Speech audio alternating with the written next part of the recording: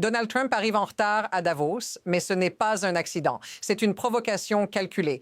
Alors qu'il se moque de Macron, des lunettes aux accusations sur le Canada, de la souveraineté suisse à l'humiliation du Danemark, tout cela cache quelque chose de bien plus sombre. Ce n'est pas juste de l'arrogance, c'est un projet idéologique, masqué sous des sourires et des blagues. Trump n'a pas seulement parlé d'une Amérique d'abord, il a esquissé un futur où l'Occident tout entier est sur le point de disparaître. Un monde où la pureté raciale serait la clé de la survie. Mais voici la question à laquelle personne ne répond clairement. Que se passe-t-il lorsque ce genre de discours se transforme en politique réelle? Si vous pensez que c'est un excès de rhétorique, détrompez-vous, parce que ce que vous allez entendre pourrait bien redéfinir l'avenir du monde entier. Ce n'est pas la première fois que Trump provoque ainsi, mais à Davos, il a poussé la machine encore plus loin. Son discours n'était pas juste un autre coup d'éclat. C'était une déclaration d'intention. Ce qu'il a dit n'était pas isolé. Ce n'était pas juste pour choquer ou occuper les médias. Ce discours, il s'inscrit dans un mouvement plus large, une tendance croissante dans certaines sphères du pouvoir mondial. Et là où ça devient intéressant, c'est quand on prend du recul. Est-ce que ce que Trump essaye de faire n'est que l'écho de quelque chose de plus grand? Et pourquoi exactement est-ce que ce message pourrait nous toucher tous, que vous soyez en Europe, aux États-Unis ou ailleurs dans le monde? Il est temps de comprendre ce qu'il a vraiment dit et ce que cela signifie pour nous tous à court terme. Trump a commencé par parler de l'Amérique, bien sûr, mais ce n'était pas le seul objectif. Derrière ces paroles, une idée plus sombre prenait forme. L'Occident, tel que nous le connaissions, est en train de se décomposer. Certains endroits en Europe ne sont même plus reconnaissables, a-t-il dit. Et là, il a frappé fort. Il n'a pas juste critiqué la diversité ou l'immigration. Non, il a présenté ces phénomènes comme une véritable attaque contre la civilisation elle-même. Ce n'est plus un débat politique, c'est une guerre idéologique. En un instant, tout ce que nous avons construit pourrait être balayé à cause de ce qu'il appelait l'invasion. Une invasion qui ne prend pas la forme d'une armée, mais celle d'une nouvelle culture, d'un autre peuple. Et si vous pensez que tout ça ne touche que l'Europe ou l'Amérique, détrompez-vous. Ces idées se diffusent plus rapidement que vous ne le croyez. Et voilà où ça devient encore plus inquiétant. Ce n'est pas juste une question de discours. Trump va plus loin en évoquant directement les conséquences de ces changements. Il a parlé de certaines communautés, comme les Américains somaliens, qu'il a directement ciblés avec des stéréotypes dangereux. Ce n'était pas un simple dérapage. Non, c'était un message clair. Ces communautés ne font pas partie de la culture vraie, authentique de l'Occident. Et si vous pensez qu'il parle uniquement d'immigration, détrompez-vous. Il ne parle pas juste d'un problème politique. Il parle de légitimité. En d'autres termes, il sous-entend que certaines cultures n'ont jamais rien construit de valable, qu'elles n'ont pas de place ici. Cette vision n'est pas nouvelle. Elle est profondément ancrée dans une idéologie qui sépare l'humanité en créateurs de culture et destructeurs. C'est une vision dangereuse et une fois que ce genre de pensée commence à se répandre, les conséquences ne sont jamais anodines. Ce n'est pas une simple rhétorique de campagne. Ce qu'il a suggéré à Davos, c'était une vision du monde où la prospérité occidentale ne peut pas être partagée, elle ne peut être qu'héritée. L'immigration, elle devient un fardeau, non une opportunité. Et derrière ce discours, il y a une logique glaçante. L'exclusion, le rejet, la séparation deviennent des solutions évidentes. Ce n'est plus juste une question de politique migratoire. Non, c'est une justification idéologique pour des politiques radicales. Déportation massive, restrictions drastiques sur l'asile et une hiérarchisation des peuples. Si vous pensez que c'est exagéré, il suffit de regarder l'histoire récente. Les racines de ce discours plongent profondément dans des idéologies qui ont façonné certaines des pages les plus sombres de notre histoire. L'immigration, la diversité sont désormais perçues comme une menace existentielle pour une civilisation en déclin. Et à mesure que cette pensée se propage, les actions suivent. Et alors, ça devient encore plus inquiétant. Ce n'est pas juste une question de discours, c'est un processus en marche. Trump n'a pas seulement renforcé cette vision de l'Occident comme une civilisation en déclin, il l'a aussi étendue au monde entier. En évoquant la situation en Europe, il a laissé entendre que si le vieux continent ne reprenait pas le contrôle de ses frontières, il sombrerait inévitablement. Ces idées, déjà dangereuses en elles-mêmes, sont maintenant alimentées par des figures de pouvoir bien plus influentes.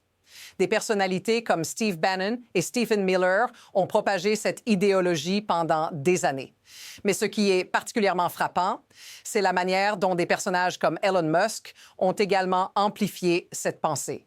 Ce n'est plus seulement un débat marginal. Ce sont des figures d'autorité avec un pouvoir immense qui normalisent cette peur de l'invasion et plus encore, l'idée que le remplacement racial est une réalité imminente. Le discours de Trump à Davos n'est pas juste une déclaration politique. C'est une carte stratégique pour remodeler le monde à une échelle plus grande que celle de l'Amérique. L'idéologie que Trump présente ne se contente pas de se limiter aux frontières de son pays. Elle a des répercussions mondiales.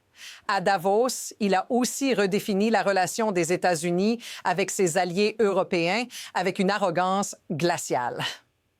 En parlant du Canada, de l'Europe et même du Groenland, il a montré un mépris pour leur souveraineté, les traitant comme des dépendances, presque des parasites. L'idée sous-jacente est claire. Les États-Unis détiennent la clé de tout et tout le reste doit se soumettre à leur volonté.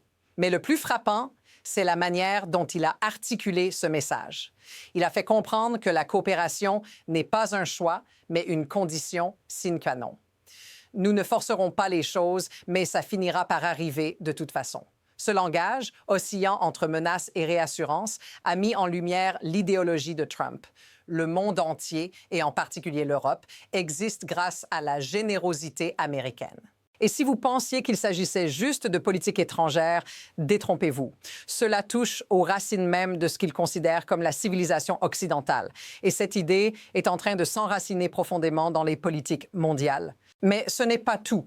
La réaction à Davos a été immédiate et elle a été tout sauf positive. Dans un lieu habituellement marqué par la diplomatie, où les discours sont soigneusement mesurés, Trump a jeté de l'huile sur le feu. Les alliés européens, loin de se laisser impressionner, ont réagi avec méfiance et hostilité. Là où un président américain aurait cherché à apaiser les tensions, Trump a exacerbé les fractures. En insistant sur la supériorité économique et militaire des États-Unis, il a semé un malaise général.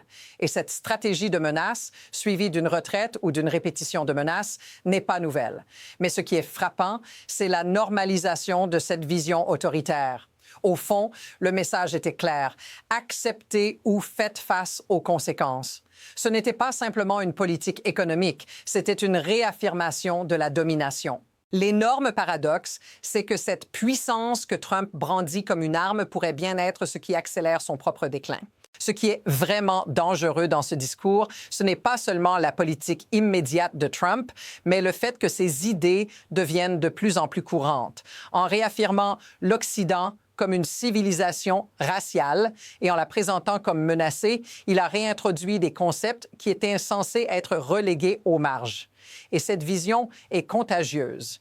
Non seulement elle se propage dans les coulisses de la politique, mais elle fait également son chemin jusque dans les discussions populaires, et ce, à une vitesse alarmante. Cette théorie du remplacement, autrefois confinée à des forums d'extrême droite, trouve désormais une place dans les discours grand public.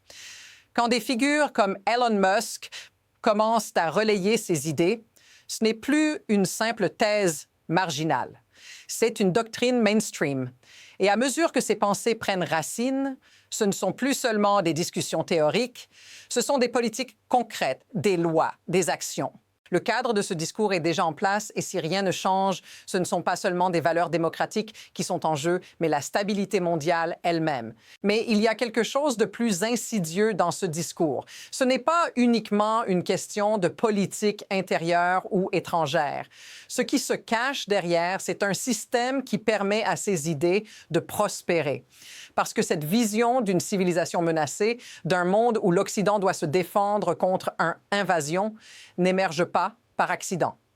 C'est le fruit d'un ensemble de leviers puissants. L'exploitation de la peur, la manipulation des vulnérabilités économiques et le spectacle constant des menaces extérieures. La politique de Trump n'est pas simplement une série d'événements isolés. Ce n'est un produit de la façon dont les médias, les pouvoirs économiques et les idéologies s'entrelacent. Dans un monde où la peur du changement est amplifiée par des dirigeants et des influenceurs, où la notion de sauver l'Occident se transforme en un enjeu existentiel, tout devient légitime. Cela ouvre la voie à des politiques racistes, exclusionnistes et finalement destructrices. Ce n'est pas juste une question de parti politique, c'est un système où la culture du spectacle et de la peur façonne des décisions qui affecteront des générations.